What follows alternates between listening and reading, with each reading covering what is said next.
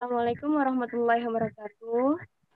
Waalaikumsalam warahmatullahi wabarakatuh. Alhamdulillahirrabbilalamin. Wabihi nasta'in ala umurid dunia wa din. Wassalatu wassalamu ala asrafil anbiya wal mursalin. Wa ala alihi wa sahbihi ajma'in amma ba'd. Perkenalkan kami dari kelompok 4 akan mempresentasikan mengenai peran paralegal dalam advokasi menurut Kemenkumham nomor 1 tahun 2018. Yang mana yang pertama itu akan diawali oleh Ustaz Evi Kusaidah. Kepadanya kami persilahkan. Untuk yang pertama itu, apa itu paralegal? Dalam pengertian umum, paralegal adalah gambaran pekerjaan yang membantu pengacara dalam pekerjaannya, dan istilah ini dipakai di beberapa negara.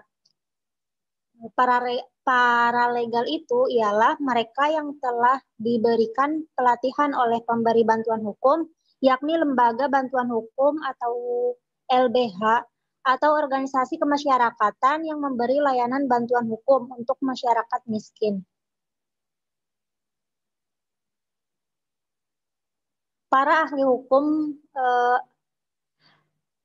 hukum mengakui paralegal adalah profesi yang berada langsung di bawah supervisi pengacara.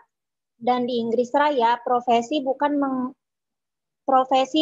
pengacara, tetapi mengerjakan pekerjaan legal terlepas siapa yang mengerjakannya.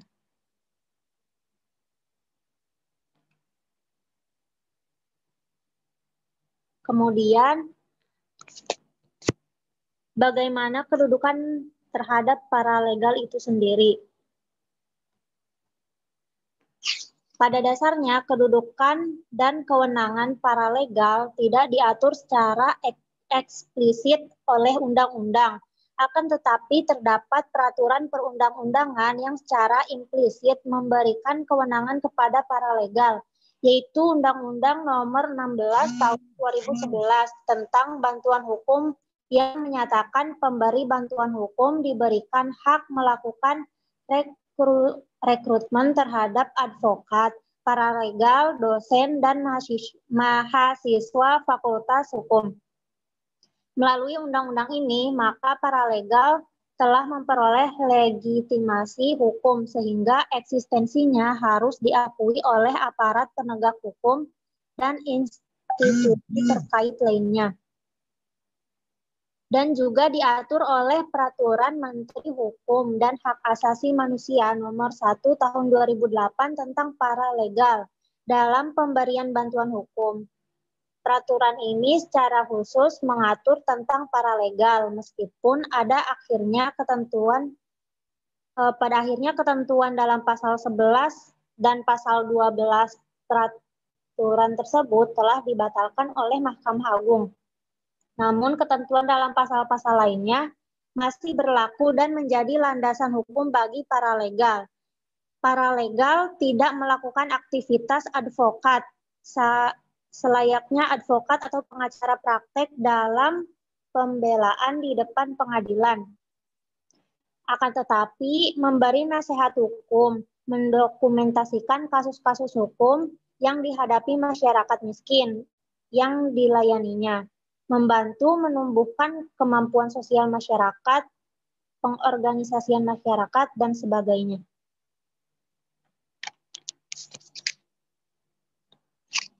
Kemudian untuk ruang lingkup paralegal itu sendiri, dalam Peraturan Menteri Hukum dan Hak Asasi Manusia Nomor 1 Tahun 2018, yaitu tentang paralegal dalam pemberian bantuan hukum. Dalam memberikan bantuan hukum, paralegal dapat memberikan bantuan hukum secara litigasi dan non-litigasi. Setelah terdaftar pada pemberi bantuan hukum dan mendapatkan sertifikat pelatihan paralegal tingkat dasar. Itu pada pasal 11. Kemudian pada pasal 12, pemberian bantuan hukum secara litigasi oleh paralegal dilakukan dalam bentuk pendampingan advokat pada lingkup pemberian bantuan hukum yang sama, dengan ketentuan pendampingan atas kuasa di tingkat penyidikan penuntutan, pendampingan, pemeriksaan di persidangan, dan atau terhadap penerima bantuan hukum di PT UN. Kemudian pendampingan terhadap dibuktikan dengan surat keterangan pendampingan dari advokat yang memberikan bantuan hukum. Sekian, moderator. Baik, materi yang selanjutnya yaitu mengenai syarat dan prosedur menjadi paralegal yang akan disampaikan oleh pemateri selanjutnya. Kepadanya kami persilahkan. Terima kasih kepada moderator. Yang kedua itu syarat dan prosedur menjadi paralegal. Syarat yang pertama yaitu warga negara Indonesia. Yang kedua, berusia paling rendah 18 tahun. Yang ketiga, memiliki pengetahuan tentang advokasi masyarakat dan atau memenuhi syarat lain yang ditentukan oleh pemberi bantuan hukum. Yang kedua itu prosedur. Prosedur yang pertama, telah terdaftar pada pemberi bantuan hukum memperoleh kartu identitas berlaku paling lama 2 tahun dan dapat diperpanjang. Yang kedua, PBH mendaftarkan paralegal sebagai pelaksana bantuan hukum kepada BPHN. Dan yang terakhir, paralegal berhak mendapatkan pelatihan paralegal. Sekian, terima kasih. Saya kembalikan lagi kepada moderator. Baik, terima kasih. Adapun materi selanjutnya yaitu mengenai peran dan kedudukan paralegal dalam advokasi yang akan disampaikan oleh Kak Reza. Kepadanya kami persilahkan. Baik, terima kasih pada moderator. Selanjutnya saya akan memaparkan tentang peran dan kedudukan paralegal. Peran dan kedudukan paralegal ini telah tertuang dalam Peraturan Menteri Hukum dan Hak Asasi Manusia Nomor 1 Tahun 2018 tentang paralegal dan pemberian bantuan hukum yang terdapat pada pasal 11. Berbunyi, paralegal dapat memberikan bantuan hukum secara litigasi dan non-litigasi setelah terdaftar pada pemberi bantuan hukum dan mendapatkan sertifikat pelatihan paralegal tingkat dasar. Bantuan hukum paralegal ini dapat diberikan kepada rakyat miskin ataupun orang yang buta hukum. Bantuan hukum pada litigasi ini bisa diberikan pada pendampingan atau kuasa yang dimulai dari tingkat penyidikan dan penuntutan, kemudian pada pendampingan kuasa dalam proses pemeriksaan di persidangan, dan pendampingan kuasa terhadap penerima bantuan hukum di pengadilan tata usaha negara. Selain itu, paralegal dapat memberi bantuan hukum pada non-litigasi, pada penyuluhan hukum, konsultasi hukum, investigasi perkara, penelitian hukum, mediasi, negosiasi, dan lain sebagainya. Kemudian pada pasal 14 dijelaskan bahwa paralegal selain dapat memberi bantuan hukum, dapat juga memberikan pelayanan hukum yang berupa advokasi kebijakan perangkat daerah, tingkat desa atau kelurahan, sampai dengan tingkat kota atau kabupaten. Kemudian pendampingan program atau kegiatan yang dikelola oleh kementerian lembaga pemerintah atau non-kementerian, pemerintah daerah provinsi, pemerintah daerah kabupaten atau kota, atau pemerintah desa. Kemudian ada bekerja sama dengan penyuluh hukum untuk membentuk atau membina kelompok keluarga sadar hukum. Itu sebagian dari peran paralegal. Kemudian kedudukan paralegal ini tertuang dalam Permenkumham nomor 1 tahun 2018 pada pasal 2 yang berbunyi, paralegal yang diatur dalam peraturan menteri ini merupakan paralegal yang melaksanakan bantuan hukum dan terdaftar pada pemberi bantuan hukum. Terima kasih, sekian dari saya. Baik, terima kasih atas materi yang sudah disampaikan. Memasuki kepada materi yang terakhir yaitu mengenai kedudukan paralegal setelah adanya putusan uji material atau judicial review di Mahkamah Agung yang akan disampaikan oleh Kak Dian. Kepadanya kami persilahkan. Baik, saya akan menjelaskan mengenai kedudukan paralegal setelah adanya uji material yang dilakukan oleh Mahkamah Agung mengenai Permenkumham nomor 1 tahun 2018. Nah, sebelum saya menjelaskan apa yang menyebabkan terjadinya putusan uji material mengenai Permenkumham nomor 1 tahun 2018 ini, maka saya akan mencoba untuk menjelaskan bahwasanya sebelum terjadinya putusan uji materi oleh Mahkamah Agung ini, ada sebanyak 18 advokat yang meminta atau memohon untuk mengajukan permohonan uji materi kepada Mahkamah Agung mengenai Permenkumham nomor 1 tahun 2018 ini. Mereka mempersoalkan yaitu pada pasal 4, 7, dan pasal 8 serta pasal 12 yang mana dianggap bertentangan dengan Undang-Undang nomor 18 tahun 2003 tentang advokat, dan pemohon menuntut agar Permenkumham paralegal tersebut batal demi hukum. Nah,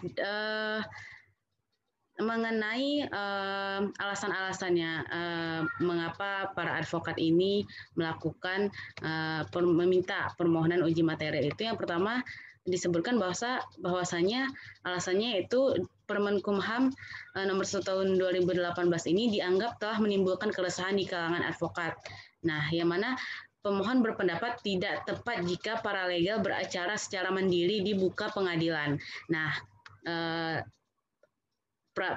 beracara secara mandiri di muka pengadilan ini dapat diartikan dari adanya pasal 11 dan 12 di mana di sana menyatakan bahwasanya paralegal ini dapat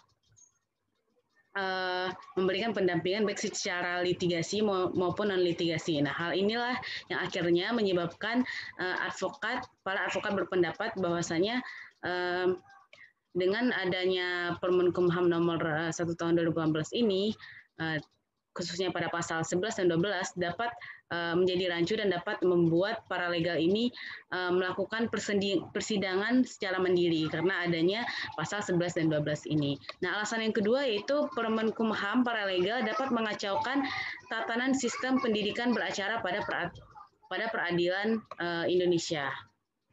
Nah, yang selanjutnya itu alasan yang ketiga, para advokat ini beranggapan bahwasanya dengan adanya Permenkumham nomor 1 tahun 2018 paralegal ini dianggap berpotensi menimbulkan kebingungan dan ketidakpastian dalam masyarakat, serta dianggap mengambil alih kedudukan profesi advokat. Seperti yang sudah dijelaskan sebelumnya, bahwasanya para advokat ini merasa bahwasanya pada pasal 11 dan 12 ini bertentangan dengan undang-undang advokat itu sendiri. Nah, alasan yang keempat yaitu para advokat ini menilai bahwasanya Permenkumham paralegal sebagai produk yang cacat hukum karena melanggar prinsip hukum lex superior derogat legi inferior, yang mana artinya itu peraturan perundang-undangan yang lebih tinggi mengesampingkan peraturan perundang-undangan yang lebih rendah.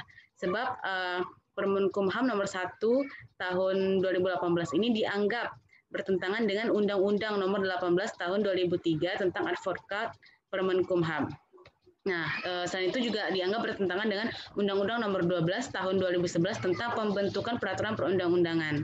Nah, maka dari itu akhirnya permohonan ini disetujui oleh Mahkamah Agung, sehingga Mahkamah Agung mengeluarkan putusan bahwasanya Permenkumham ini Permenkumham nomor 1 tahun 2018 ini khususnya pada pasal 11 dan 12 itu dicabut. Maka dari itu dengan dicabutnya pada pasal 11 dan 12 ini menyebabkan kedudukan paralegal tidak lagi dapat untuk melakukan pemberian bantuan hukum baik secara litigasi maupun non litigasi. Namun mengenai ini terdapat setelah pemakalah mencari dan mencari beberapa dan menelusuri beberapa sumber jurnal. Di sini terdapat dua kesimpulan yang berbeda, yaitu yang pertama pada jurnal EKNAM Sihombing, Jurnal Ilmiah Penegakan Hukum Eksistensi Paralegal dalam Pemberian Bantuan Hukum bagi Masyarakat Miskin, di mana di sini beliau menyimpulkan bahwasanya paralegal hanya berwenang memberikan bantuan hukum secara non litigasi. Adapun yang berwenang melakukan bantuan hukum secara litigasi di pengadilan hanyalah profesi advokat. Nah, di sini beliau menjelaskan dengan adanya uji materi Permenkumham nomor 1 tahun 2018 ini, maka paralegal akhirnya kedudukannya hanya berwenang untuk memberikan bantuan hukum secara non-litigasi. Namun hal ini berbeda dengan kesimpulan yang dituliskan oleh Jeffrey Pri dan kawan-kawan dalam jurnalnya, yang mana di situ dia menyimpulkan bahwasanya dengan adanya uji materi oleh Mahkamah Agung ini, maka paralegal tidak dapat memberikan bantuan hukum baik secara litigasi maupun non-litigasi. Selain itu juga tidak dapat lagi melakukan pendampingan dan atau menjalankan kuasa baik itu dalam tahap penyidikan, penuntutan, dan dalam pemeriksaan di sidang pengadilan. Nah, di sini terdapat dua perbedaan. Kalau seperti yang sudah saya jelaskan tadi, bahwasanya di kesimpulan dari jurnal EKNAM Sihombing ini, beliau mengatakan bahwa paralegal hanya berwenang memberikan bantuan hukum secara non-litigasi. Namun pada jurnal yang ditulis oleh Jeffrey Pri ini, dia menjelaskan bahwa baik secara litigasi maupun non-litigasi, pemerintah tidak dapat baik secara litigasi maupun non-litigasi, paralegal tidak dapat memberikan bantuan hukum. Maka dari sini kami sebagai pemakalah dapat menyimpulkan bahwasanya seperti yang sudah dijelaskan sebelumnya, bahwasanya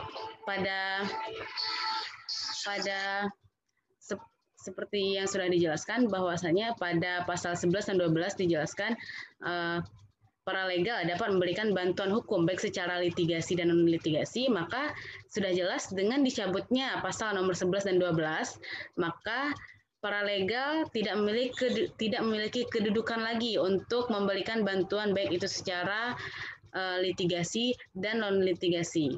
Begitu. Maka jelas setelah diadakannya uji materi oleh Mahkamah Agung mengenai Permenkumham nomor 1 tahun 2018 ini, maka jelaslah bahwa kedudukan paralegal tidak dapat lagi memberikan bantuan hukum baik secara litigasi dan non-litigasi setelah baik secara litigasi dan non-litigasi di pengadilan dan advokat. Sekian dari saya. Apabila terdapat kekurangan dan kelebihan, saya mohon maaf. Selanjutnya saya kembalikan kepada moderator. Baik, terima kasih kepada Kak Dian yang sudah memaparkan materi yang terakhir, yaitu mengenai kedudukan peran paralegal setelah adanya judicial review tadi. Nah, mari kita tutup pertemuan kita pada hari ini. Terima kasih kepada teman-teman yang sudah menyaksikan dan sudah memperhatikan presentasi dari kami. Semoga dapat memberikan pemahaman kepada teman-teman semuanya. Terima kasih. Wassalamualaikum warahmatullahi wabarakatuh.